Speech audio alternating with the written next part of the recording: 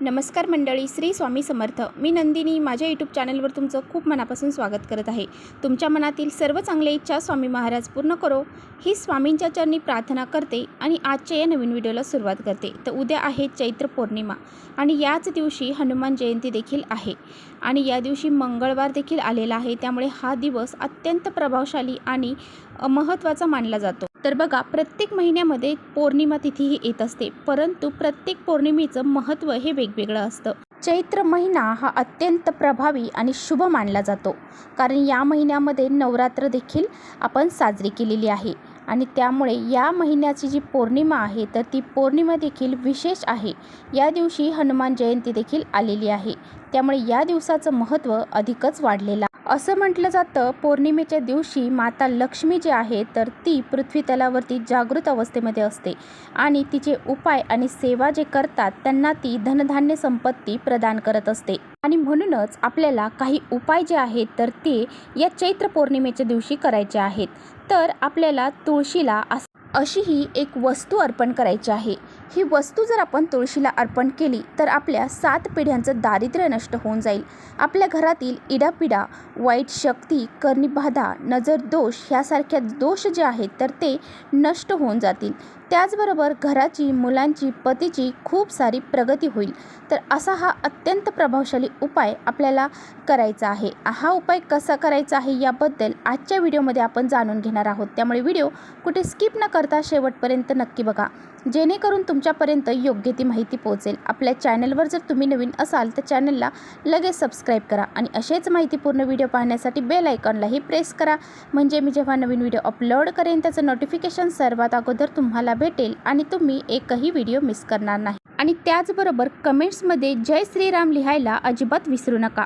तर पहा, प्रत्येकाच्या घरासमोर तुळस ही असते आणि जिथे तुळस आपण लावलेली आहे तर असं म्हटलं जातं त्या ठिकाणची जी वातावरण आहे तर ते सकारात्मक बनलेलं असतं आणि यामुळे आपल्या घरासमोर किंवा बाल्कनीमध्ये तुळस ही लावली जाते. तर पहा, हा जो उपाय आहे ना तो आपल्याला आपल्या घरातली दरिद्री आणि गरिबी दूर करण्यासाठी करायचा आहे. घरामध्ये खूप सारी मेहनत आणि कष्ट करून आपल्याला लक्ष्मी प्राप्त होत नाही किंवा प्राप्त झालेली लक्ष्मी ही घरामध्ये टिकून राहत नाही. नेहमी आपल्या घरामध्ये पैशाच्या अडचणी येत असतील, नेहमी आर्थिक समस्या आपल्याला जाणवत असतील तर आपल्याला असा हा एक उपाय आवर्जून करायचा आहे. तसेच आपल्या घराची प्रगती होत नसेल, घरामध्ये सतत भांडणं असेल, कलह असेल, मतभेद असतील, नवरा बायकोची भांडणं असतील, मुलांची भांडणं असतील किंवा घरामध्ये इतर सदस्यांची कुटुंबाशी भांडणं असतील तर आपल्याला हा उपाय करायचा आहे.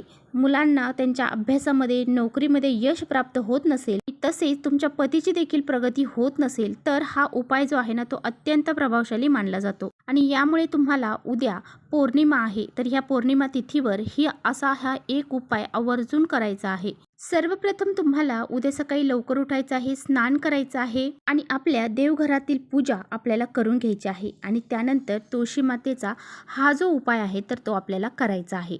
तुम्हाला हा उपाय दिवसभरामध्ये जेव्हा वेळ भेटेल तेव्हा तुम्ही केला तरी सुद्धा चालेल. पहा, आपल्याला तुळशी मातेला एक तांब्याचा कलश भरून घ्यायचा आहे, त्यामध्ये स्वच्छ जल भरून घ्यायचं आहे, त्यामध्ये थोडंसं हळद आणि कुंकू आपल्याला टाकायचं आहे. असं पाणी जे आहे तर ते तुम्हाला तुळशी मातेला अर्पण करायचं आहे. हे पाणी तुम्ही जेव्हा तुळशीला अर्पण करत आहात तेव्हा तुम्हाला ओम नमो भगवते वासुदेवाय नमः या मंत्राचा जप करायचा आहे. त्याचबरोबर जर तुमच्या घरावरती एखादं कर्ज असेल, गाडीचं असेल, घराचं असेल किंवा इतर कोणतं छोटं मोठं कर्ज तुमच्यावरती असेल, बऱ्याच वेळा तुम्ही प्रयत्न करत आहात ते कर्ज फेडण्याचा, परंतु तुमच्याकडून ते कर्ज फिटलं जात नसेल, तुम्हाला योग्य तो मार्ग हे कर्ज फेडण्यासाठी मिळत नसेल तर तुम्हाला उद्याच्या दिवशी तुळशी मातेला उसाचा रस अर्पण करायचा आहे.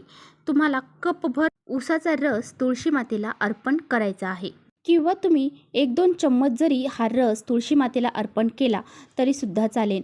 तर फक्त आपल्याला नशिबाची साथ आपलं कर्ज फिटण्यासाठी आपल्याला मिळत असते आणि आपलं कर्ज फिटण्यासाठी आपल्याला योग्य मार्ग हा मिळत असतो. अतिशय शुभ योग आहे. चैत्र पौर्णिमा आहे, हनुमान जयंती आहे, मंगळवार आहे आणि यामुळे तुम्हाला असा हा एक उपाय आवर्जून तुळशी मातेला करायचा आहे. असं म्हटलं जातं, पृथ्वीवरती माता लक्ष्मी जी आहे तर ती पौर्णिमेच्या दिवशी जागृत अवस्थेमध्ये असते आणि तिचे सेवा आणि उपाय करणाऱ्यांना ती धनधान्य समृद्धी प्रदान करत असते.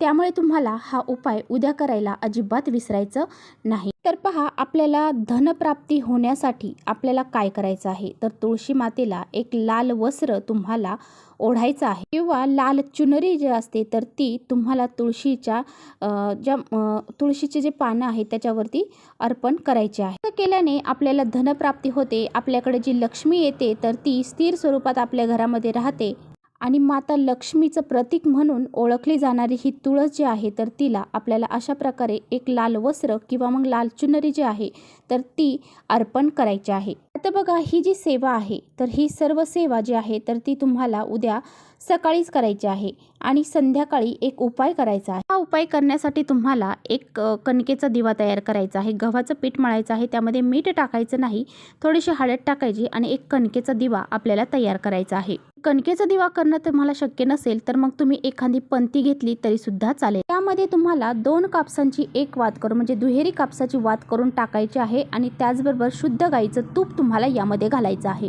तर बघा, तुम्हाला एक प्लेट घ्यायची आहे, त्या प्लेटमध्ये थोडेसे तांदूळ टाकायचे आहे, त्या तांदळावरती तुम्हाला हा दिवा प्रज्वलित करायचा आहे. हा दिवा तुम्हाला तुळशीच्या मुळापाशी लावायचा आहे आणि माता लक्ष्मी यामुळे आपल्यावरती प्रसन्न होते.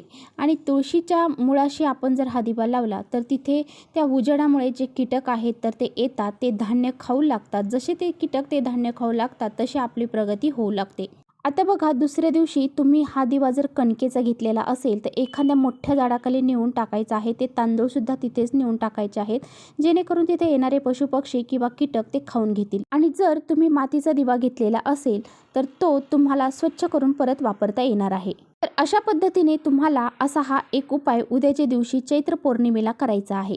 तर चला, इथेच थांबवते माझा व्हिडिओ तुम्हाला थोडा जरी आवडला असेल तर नक्की लाईक करा. चॅनलवर नवीन असाल तर चॅनलला सबस्क्राईब करा. परत भेटूया अशाच छानशा व्हिडिओसोबत. तोपर्यंत श्री स्वामी समर्थ.